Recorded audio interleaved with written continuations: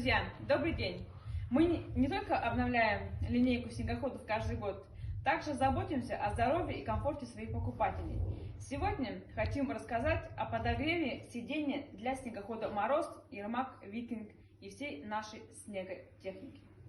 Нагревательный элемент устанавливаем под эко-кожу сидения. Устанавливаем на щитке приборов уровень подогрева.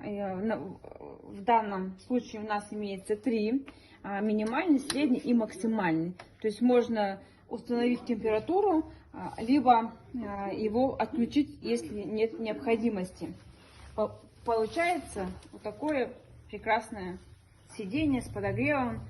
Все время тепло, комфортно, не страшны никакие якутские морозы. Можете приобрести в нашем мотосалоне мотоцентр по адресу Покровский тракт, 5 километр, дом 21. Будем рады вас видеть.